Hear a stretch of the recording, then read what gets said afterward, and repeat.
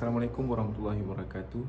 Sobat sekalian, sekarang saya sedang berada di pameran karya-karya kaligrafi oleh Khattat Besar Turki Utsmani di masa peralihan antara Turki Utsmani menuju Republik Turki, yaitu Khattat Mustafa Halim Efendi atau juga Mustafa Halim Ozazici.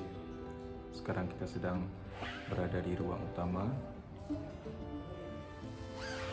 Di sini diperlihatkan karya-karya Halim Efendi dalam khat sulus jeli khususnya.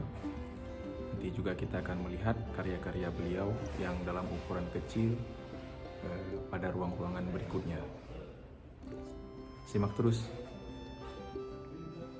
Khattat Mustafa Halim Ozazici lahir di Etiemes, Istanbul pada tanggal 14 Januari 1898.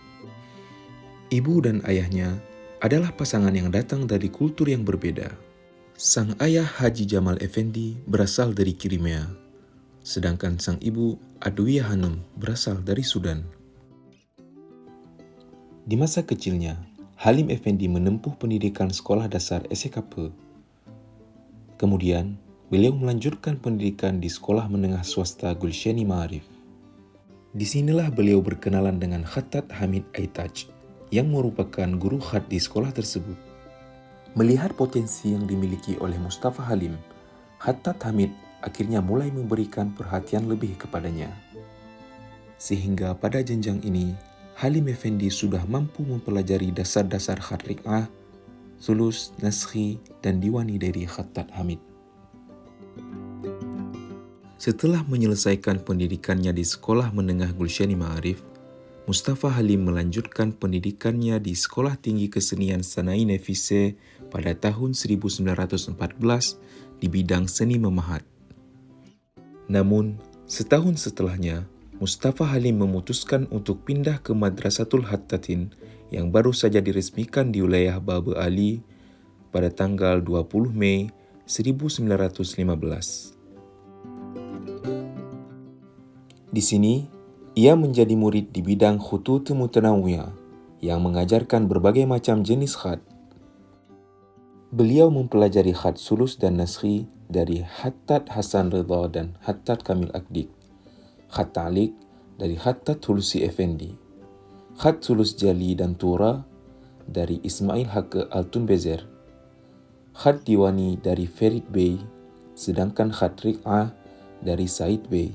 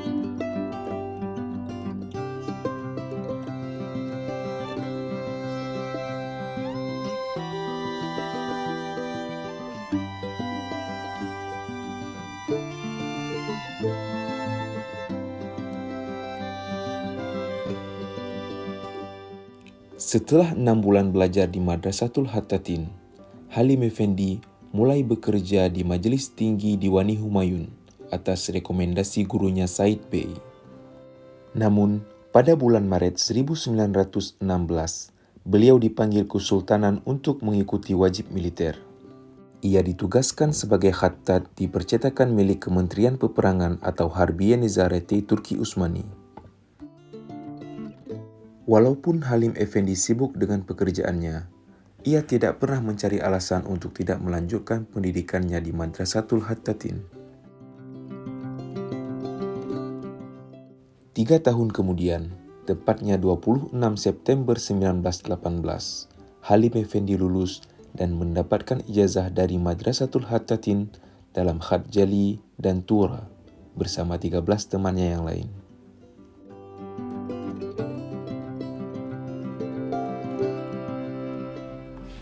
Sekarang kita sedang berada di dalam ruangan yang terdapat di sini karya-karya Halim Effendi pada nama-nama tokoh, nama-nama majalah, dan juga dokumen-dokumen penting yang ditulis oleh beliau. Selain bekerja di lembaga pemerintahan, Halim Effendi juga pernah membuka toko khatnya sendiri di daerah Jalolu. Di sini, beliau menerima pesanan-pesanan tulisan untuk pajangan, nama toko, kartu nama, judul buku, majalah, dan stempel.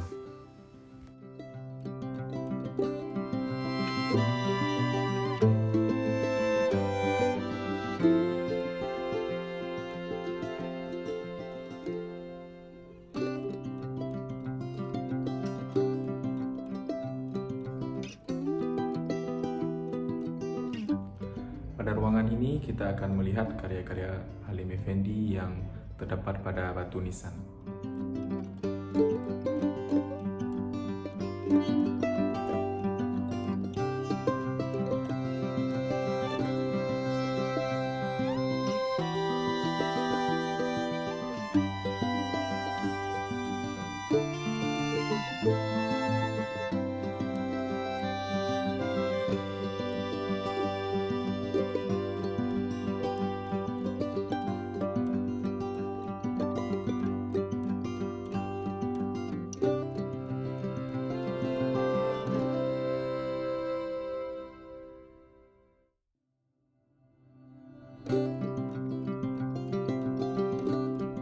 Sekalian, kita sedang berada di sebuah ruangan yang dipamerkan di dalamnya lauhah-lauhah karya Halim Effendi dari berbagai jenis khat, bukan cuma dari aklam sitah tapi juga ada khat diwani jali, ta'liq dan juga khat riq'ah. Pada tanggal 1 November 1928, tepatnya 5 tahun setelah berdirinya Republik Turki dan runtuhnya Kesultanan Turki Utsmani, pemerintah kala itu mengeluarkan undang-undang tentang penggantian alfabet resmi negara dari huruf Arab menjadi huruf Latin. Undang-undang ini berdampak kepada hilangnya pekerjaan para khattat di Turki saat itu, termasuk Halim Effendi. Beliau terpaksa kehilangan pekerjaannya di institusi percetakan negara. Padahal, saat itu Halim Effendi masih di usia 30 tahun, usia yang sangat produktif dan baru saja berada di puncak karirnya. Pada Agustus 1929, Halim Effendi pernah berniat pindah ke Mesir, tetapi pengajuan visanya ke konsulat Mesir di Istanbul tidak membuahkan hasil. Agar tetap bisa memenuhi kebutuhan diri dan keluarganya, Halim Effendi membeli sekitar 20 hektar tanah di Tepeba Zeytinburnu untuk bercocok tanam anggur.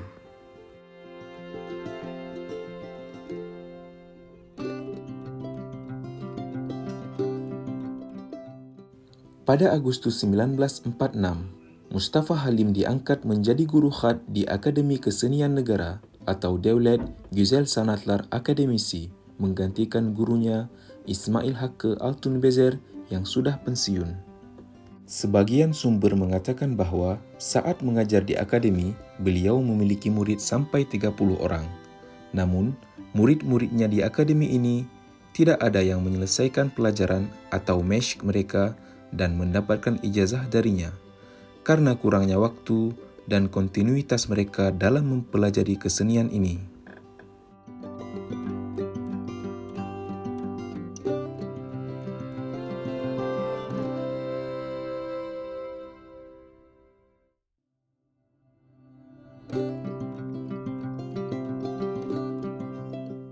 Di sisi lain, ada juga murid-murid yang pernah belajar hingga mendapatkan ijazah dari Halim Effendi karena mereka terus bermulazamah, bahkan sejak beliau masih berkebun di Tepeba.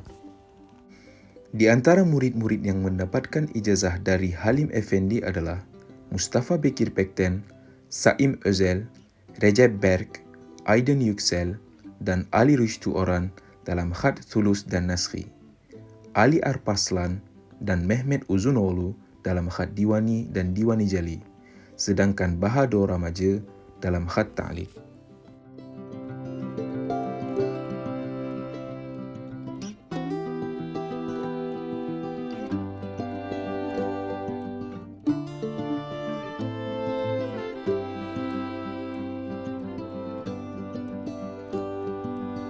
Ya teman-teman, sekarang kita sedang berada di ruangan yang terdapat karya Halim Effendi yang masih dalam bentuk muswaddah atau sketch ya. Pada 20 September 1964, Halim Effendi mengalami kecelakaan di dekat rumahnya. Beliau ditabrak mobil yang dikendarai oleh orang yang tidak dikenal. Setelah mengalami krisis selama 10 hari, akhirnya beliau meninggal pada tanggal 30 September 1964. Jenazah Khattat Mustafa Halim dimakamkan di pemakaman Kozlu pada 2 Oktober 1964 setelah jenazahnya disalatkan di Masjid Sumbul Effendi.